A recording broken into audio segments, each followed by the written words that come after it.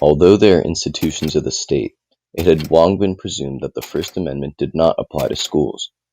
Since the creation of public schools, school authorities have been trusted to decide what comes in and what stays out of the classroom. Schools had autonomy in deciding how students dressed, what student publications printed, and what opinions students and teachers voiced, no matter if they disrupted class or not.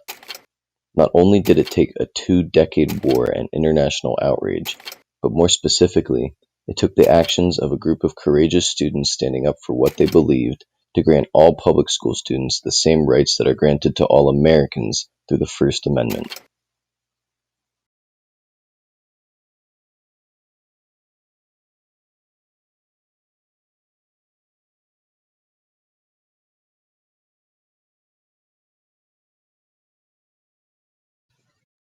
The year is 1964. To the dismay of a growing number of Americans, the U.S. is beginning its expedition into Vietnam with the aid of the South Vietnamese. The war against communistic North Vietnam is painted by President Lyndon B. Johnson as noble in its fight for the eradication of a vile ideology.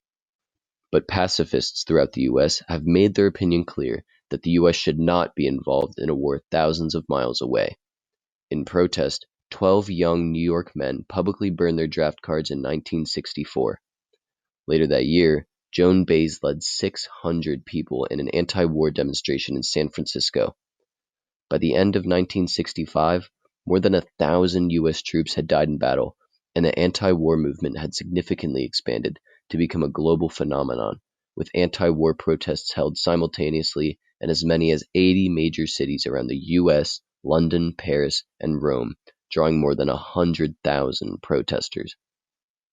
One such demonstration took place in Washington, D.C. in 1965 and was attended by liberal religious youth, a Unitarian youth group of school friends ranging from 13 to 16 years old from Des Moines, Iowa. There, 4 friends got the idea to wear black armbands to school as a way to silently protest the war, mourn the lost soldiers, and encourage a Christmas Day truce. Soon the principals of the Des Moines school system caught wind of the students' plans and unanimously voted to adopt a policy that all students wearing armbands to school would be asked to remove them. Failure to cooperate would result in suspension until they were willing to return without the armbands.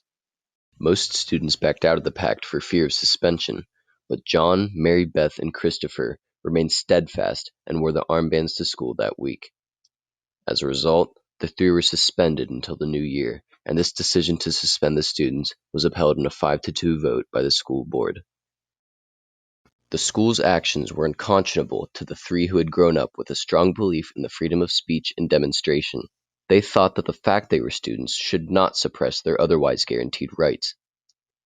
I grew up in the Des Moines, the Iowa public school system, and we were taught about it being a free country and free speech. And I may disagree with what you say, but I'll defend your right to say it, and things like that. And since students wore political buttons to school, vote for this person or that person, that was really common. It was common for people to wear crosses or a crucifix or a Star of David or some symbol like that. And to my mind, what we were doing was no different in form than any of that. Hearing of the school's actions, the Iowa Civil Liberties Union approached the Eckhart and Tinker families, suggesting that they take legal action, and agreed to help the families with their lawsuit. On March 14, 1966, Dan Johnston of the Iowa Civil Liberties Union filed a complaint on behalf of Christopher Eckhart and John and Mary Beth Tinker. This suit asked the court for monetary damages and an injunction to restrain school officials from enforcing their armband policy. Although they felt they had a solid case, the federal district court in Iowa sided with the school, leaving Johnston to appeal to the Eighth Circuit Court of Appeals in September 1966. There, the decision was split, letting the lower court's decision stand. Willing to fight for these students, Johnston then petitioned the Supreme Court for certiorari, which was granted. Number 21, John F. Tinker and Mary Beth Tinker, minors, etc. et al. Petitioners versus Des Moines Independent Community School District et al. The issue before the Supreme Court was whether the prohibition against the wearing of armbands in public schools as a form of symbolic protest violated the First Amendment's freedom of speech protections. The Supreme Court today endorsed the right of student protest so long as the protest does not disrupt order or interfere with the rights of others. The court said students do not leave their freedoms of speech and expression at the school door.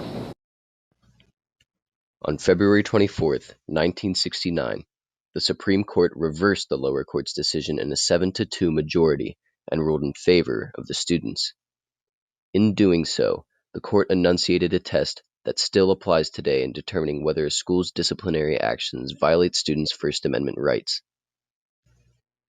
For long after the case, the implications of Tinker were unclear. John Tinker claims that he did not realize what an effect his case had until 20 years later. But slowly, the ideals extended to students, and Justice Forta's majority opinion pervaded every public school in the country. Because of the case, students are now free to express themselves in how they dress. They are free to dye their hair or express their opinion as long as it doesn't substantially affect learning. Well, I think it really, in many respects, was the beginning of student free speech. Ever since then, students have used it to point out to school administrators and teachers that they do have this right to express themselves and to be treated like citizens, just like everybody else. Before that, there was kind of a doctrine that was called in loco parentis, which meant that school authorities had the same authority over young people in school that parents did at home. And Tinker kind of wiped that out and said, no, the thing that governs school officials is the Constitution of the United States, and not this sort of parental authority that is obviously much broader than the government authority over young people. Since the landmark ruling in 1969, the voices of students have become some of the most outspoken in affecting change. Just like Tinker v. Des Moines, we are going to change the law. That's going to be Marjorie Stoneman Douglas in that textbook, and it's all going to be due to the tireless effort of the school board, the faculty members, the family members, and most importantly, the students. Whether it be for peace, equality, gun reform, or action on climate change, students at public high schools and universities have been at the forefront of them all. To thank for all of this is 3 Iowa students wishing to spread a message of peace over war. It did have a big effect on schools around the country because before then, principals could pretty much decide what was expressed in school and what wasn't. After this case, the administrators were, on notice that, wait a second, the whole society has a say in how the schools go and who gets to express things. And if we're teaching students about democracy, we should also practice democracy. The Tinker decision has protected millions of students since, and truly was the start of student-free speech. The ACLU has cited the ruling to protect the rights of a New Jersey student wearing an anti-abortion armband, and a Tennessee student wearing a pro-LGBT shirt. Cheerleaders in Iowa used the ruling to defend their donning of MAGA hats, and a student in Michigan defended himself with the case's precedent when he was sent home for wearing a t-shirt calling President George Bush a, quote, international terrorist.